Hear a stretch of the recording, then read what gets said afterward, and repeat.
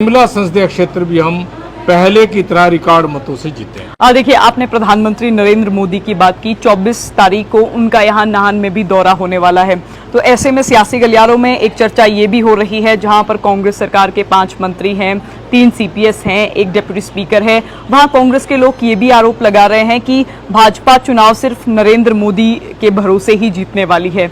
ऐसे में आप लोगों का खुद का कंट्रीब्यूशन क्या है? हम देख रहे थे आप भी बूथ कार्यकर्ताओं से बात कर रहे थे, बाकी लोगों से बात कर रहे थे, लेकिन प्रधानमंत्री का इम्पैक्ट क्योंकि शिमला सीट और मंडी सीट को कमजोर बताया जा रहा है। कांग्रेस के पास 18 महीने का बताने के लिए कुछ भी नहीं है। वो धरातल पे आए नहीं, उन्होंने कोई काम नहीं किया, झूठी गारंटियां हैं। राज्यसभा के चुनाव में आपने ट्रायल देख ही लिया। चुनाव में मुख्यमंत्री बार बार कह रहे हैं कि धन बल हारेगा और जो जनबल है वो जीतेगा, तो आप लोग भी दावे कर रहे हैं, दावे कांग्रेस के लोग भी कर रहे हैं, लेकिन भाजपा के विषय में सवाल बार बार यही आ रहा है कि भाजपा के नेता भी एकजुट नहीं है। बार बार मुख्यमंत्री मंचों से भी ये बात कह चुके। इनके अपने विधायक इतने निराश, हताश और परेशान थे, उन्होंने आखिर में कांग्रेस को त्याग पत्र ही दे दिया। विनोद सुल्तानपुरी चुनाव लड़ रहे हैं, वो 6 बार के सांसद रहे, केडी सुल्तानपुरी के सुपुत्र हैं, तो ऐसे में आपको लग रहा है कि उनको भी इस ऐतिहासिक विरासत का लाभ मिल सकता है? क्योंकि बार बार सुरेश कश्यप के विषय में भी वो कई बार सांसद निधि का मसला उठा देते हैं, कई बार बागवानी क्षेत्र में ना हुए कामों की बात करते हैं, और कई बार ये भी कहते हैं कि काम तो हुए ही नहीं और सुरेश कश्यप लोगों के बीच में गए ही नहीं। प्रधानमंत्री के दौरे को लेकर ही आपसे ये सवाल कि प्रधानमंत्री ने शिमला और मंडी का ही दौरा क्यों चुना है? क्यों? इसका सीधा सा अर्थ ये भी तो हो सकता है कि भाजपा को लग रहा है कि ये सीटें हमारी कमजोर हैं। भारतीय जनता पार्टी बहुत मजबूत है, हमारे पास मजबूत नेतृत्व है। शांता कुमार जी ने तो यहाँ तक कहा था कि अभी जो राज्यसभा का ये घटनाक्रम घटा, भाजपा के लोगों को भी ये गलती नहीं करनी चाहिए थी कि हिमाचल प्रदेश में बनी हुई सरकार को तोड़ने की कोशिश करें। सेकंड लाइन ऑफ लीडरशिप को भाजपा प्रमोट कर रही है, ऐसे में जो पुराने नेता है उनकी भी अनदेखी हो रही है। ये बात प्रोफेसर प्रेम कुमार धूमल ने भी इस तरह से कही। उन्होंने कहा कि फॉर्मेलिटी जयराम ठाकुर और डॉक्टर बिंदल भी मेरे पास आकर करते हैं, मैं भी कर देता हूँ। आप बार बार जहां भी जा रहे हैं, इस समय भी हम जिस पंचायत में हैं, आप कह रहे हैं कि 4 जून के बाद हिमाचल प्रदेश में भाजपा की सरकार बनेगी। अब अंतिम सवाल मेरा आपसे यही है कि इस दावे का आधार क्या है? आदरणीय सुखविंदर सिंह सुक्खू जी का नेतृत्व बहुत से विधायक स्वीकार नहीं कर रहे हैं। विनोद सुल्तानपुरी को एक प्रत्याशी के तौर पर और शिमला संसदीय क्षेत्र के प्रभारी होने के तौर पर आप किस तरह देखते हैं? जी। वो मजबूत कैंडिडेट नहीं है, मजबूर कैंडिडेट है, मजबूरी में खड़े हुए। चुनावी संवाद की इस कड़ी में हम शिमला संसदीय क्षेत्र पहुंचे हैं। लगातार जनता से तो संवाद हो ही रहा है, लेकिन जनता के साथ साथ नेताओं से भी हम उनकी जवाबदेही लेने की कोशिश कर रहे हैं। शिमला संसदीय क्षेत्र को लेकर बात करें तो 5 मंत्री कांग्रेस सरकार के शिमला संसदीय क्षेत्र से आते हैं, 3 सीपीएस हैं और एक डिप्टी स्पीकर भी इसी विधानसभा क्षेत्र से आते हैं। भाजपा के लिए इस विधानसभा क्षेत्र में चुनौतियां तो बहुत हैं, उन पर भी बात करेंगे। फिलहाल शिमला संसदीय क्षेत्र से भाजपा के प्रभारी सुखराम चौधरी हमारे साथ हैं। चौधरी साहब, बहुत बहुत स्वागत आपका संवाद भारत में। धन्यवाद। देखिए, चुनौतियां बहुत हैं, 5 मंत्री हैं, 3 सीपीएस हैं और इसके साथ साथ एक डिप्टी स्पीकर है। ऐसे में आपको क्या लग रहा है, ये रण आपके लिए कितना चुनौतीपूर्ण है? देखिए, कोई भी चुनाव होता है वो चुनौतीपूर्ण तो होता है। प्रदेश में पिछले लगभग 1.5 वर्ष से कांग्रेस की सरकार है। वो सरकार हिमाचल प्रदेश की जनता की नज़रों में फेल हो चुकी है। पिछले 10 वर्ष में केंद्र में भारतीय जनता पार्टी की सरकार, परम श्रद्धेय नरेंद्र मोदी जी हमारे देश के प्रधानमंत्री हैं। बहुत से निर्णय उन्होंने ऐसे लिए हैं, बहुत से ऐसे काम किए हैं। आम व्यक्ति चाहता है नरेंद्र मोदी जी को तीसरी बार प्रधानमंत्री बनाने के लिए, इसलिए लोगों ने मन बना रखा है तीसरी बार वो देश के प्रधानमंत्री बनेंगे और शिमला संसदीय क्षेत्र भी हम पहले की तरह रिकॉर्ड मतों से जीते हैं। देखिए, आपने प्रधानमंत्री नरेंद्र मोदी की बात की। 24 तारीख को उनका यहाँ नाहन में भी दौरा होने वाला है, तो ऐसे में सियासी गलियारों में एक चर्चा ये भी हो रही है, जहां पर कांग्रेस सरकार के 5 मंत्री हैं, 3 सीपीएस हैं, एक डिप्टी स्पीकर है, वहां कांग्रेस के लोग ये भी आरोप लगा रहे हैं कि भाजपा चुनाव सिर्फ नरेंद्र मोदी के भरोसे ही जीतने वाली है। ऐसे में आप लोगों का खुद का कंट्रीब्यूशन क्या है? हम देख रहे थे आप भी बूथ कार्यकर्ताओं से बात कर रहे थे, बाकी लोगों से बात कर रहे थे, लेकिन प्रधानमंत्री का इम्पैक्ट क्योंकि शिमला सीट और मंडी सीट को कमजोर बताया जा रहा है। देखिए, जहाँ तक आदरणीय नरेंद्र मोदी जी की बात है, केंद्र में हमारी सरकार है। नरेंद्र मोदी जी देश के हमारे आदरणीय प्रधानमंत्री हैं जी। उन्होंने जो काम देश में किए हैं, धरातल पे किए हैं, उनको लोगों को बताने की आवश्यकता है। क्यों वो देश के प्रधानमंत्री तीसरी बार बने? जी। कांग्रेस के पास 18 महीने का बताने के लिए कुछ भी नहीं है। वो धरातल पे आए नहीं, उन्होंने कोई काम नहीं किया, झूठी गारंटियां हैं। इसलिए आज लोग कांग्रेस की सरकार से भी परेशान है। प्रदेश में राज्यसभा के चुनाव में आपने ट्रायल देख ही लिया। 43 विधायकों का समर्थन था, 34 रह गए। हमारे 25 थे, हम 34 हो गए। आम व्यक्ति आज देश का नरेंद्र मोदी को तीसरी बार प्रधानमंत्री बनाने के लिए अपना महत्वपूर्ण योगदान देना चाहता है। इसलिए नरेंद्र मोदी तीसरी बार देश के प्रधानमंत्री बने। हर व्यक्ति चाहता मैं क्या कंट्रीब्यूशन उसमें दे दूं। इसलिए आज शिमला संसदीय क्षेत्र भी हम रिकॉर्ड मतों से पुनः जीतने वाले। देखिए, सुखराम चौधरी हमारे साथ थे। इस समय हम पौंटा साहिब के मां भद्रकाली मंदिर परिसर में बैठे हैं और लगातार हम आपको अन्य जगहों से भी रिपोर्ट दिखाएंगे और सुखराम चौधरी जो कि संसदीय क्षेत्र शिमला के प्रभारी हैं, उनसे भी लगातार बातचीत जारी रही। इस चुनाव में मुख्यमंत्री बार बार कह रहे हैं कि धन बल हारेगा और जो जनबल है वो जीतेगा। तो आप लोग भी दावे कर रहे हैं, दावे कांग्रेस के लोग भी कर रहे हैं, लेकिन भाजपा के विषय में सवाल बार बार यही आ रहा है कि भाजपा के नेता भी एकजुट नहीं है। बार बार मुख्यमंत्री मंचों से भी ये बात कह चुके हैं। देखिए, जहाँ तक आदरणीय मुख्यमंत्री जी की बात है जी। वो बहुत बड़ी बौखलाहट में, हताशा में जब आदमी होता है तो इस तरह की बातें करता है।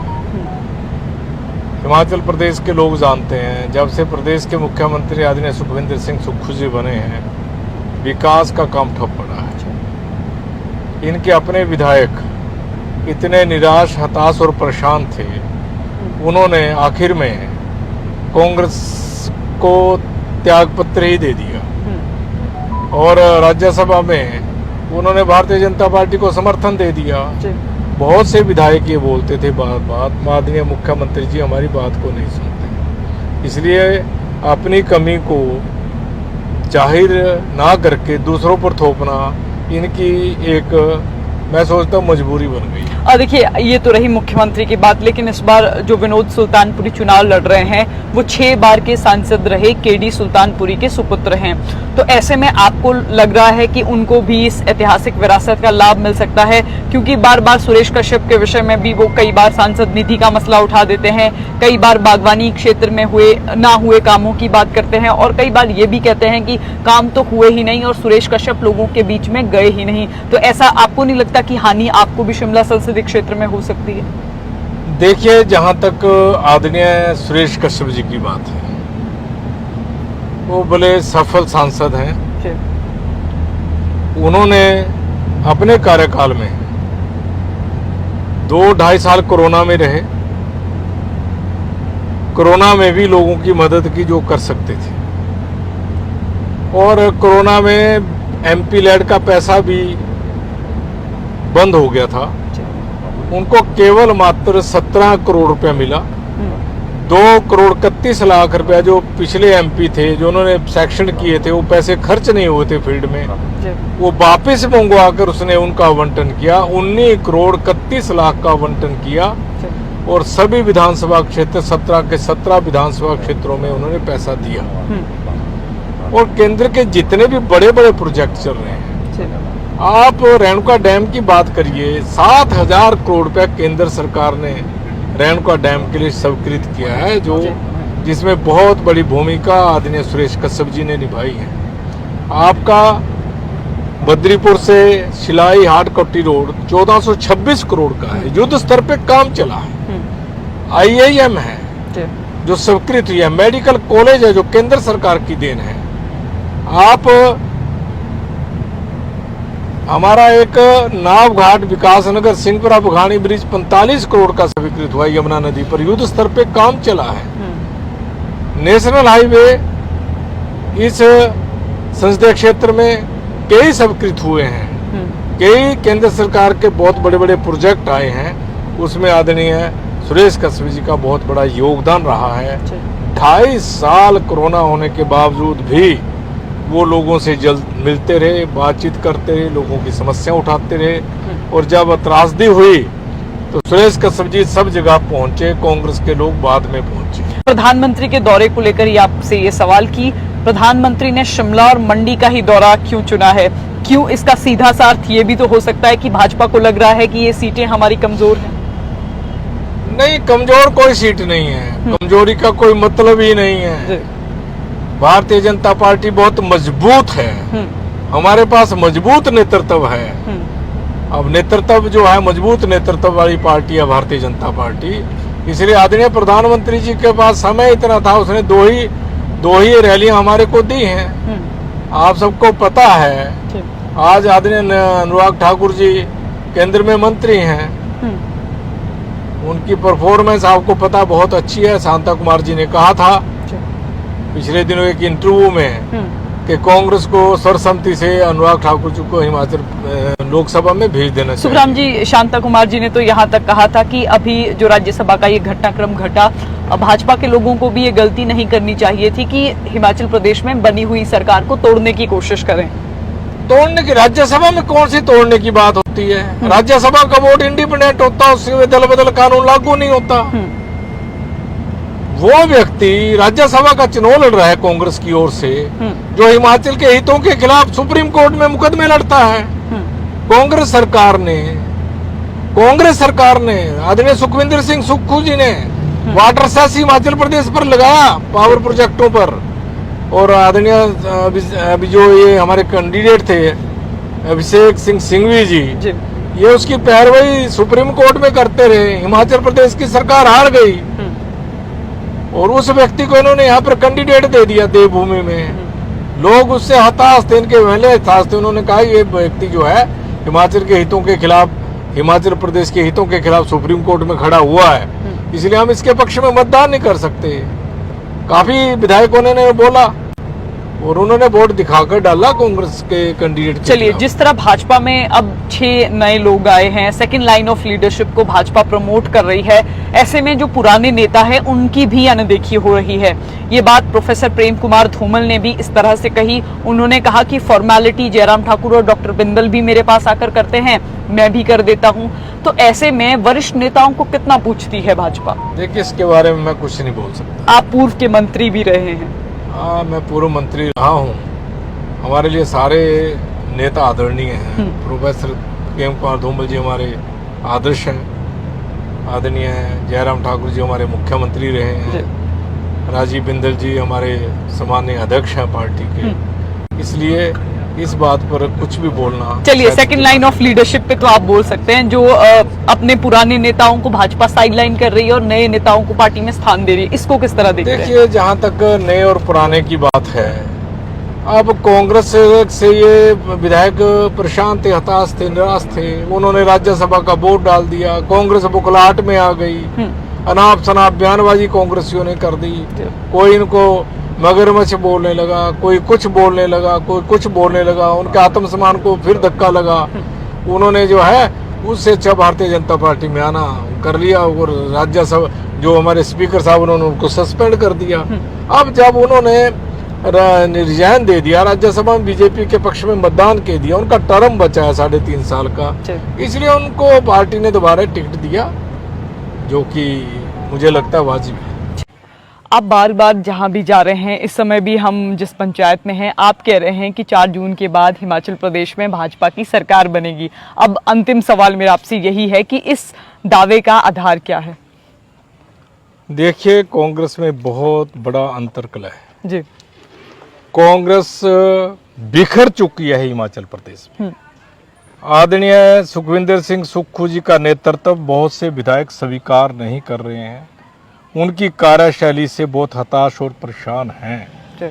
उसी का कारण है कि 6 विधायक छोड़ के गए, 3 इंडिपेंडेंट ने छोड़ा है।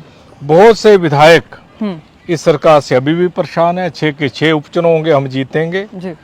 फिर 3 उपचुनाव फिर होंगे, वो भी जीतेंगे। और ये सरकार हिमाचल प्रदेश के लोगों के विकास रोकने वाली सरकार के नाम से मशहूर है। झूठी गारंटियों वाली सरकार है। लोकसभा के चुनाव में हिमाचल प्रदेश के लोग इनको अपना आईना दिखा देंगे। 4 की 4 सीटें हारेंगे ये, भाजपा 4 की 4 सीटें जीतेगी। लोकसभा विधानसभा के उपचुनाव भी हम जीतेंगे। रास्ता साफ हो जाएगा। तुरंत हम नॉन कॉन्फिडेंस ले आएंगे। इसके बाद तो 34 होंगे, स्पीकर मत नहीं डाल सकता। 33 रह जाएंगे, 34 हो जाएंगे, बाद में सब हो जाएगा। और भी संपर्क में है क्या लोग? देखिए, आपको पता है इतनी कंतर कला है। एक सरकार जी।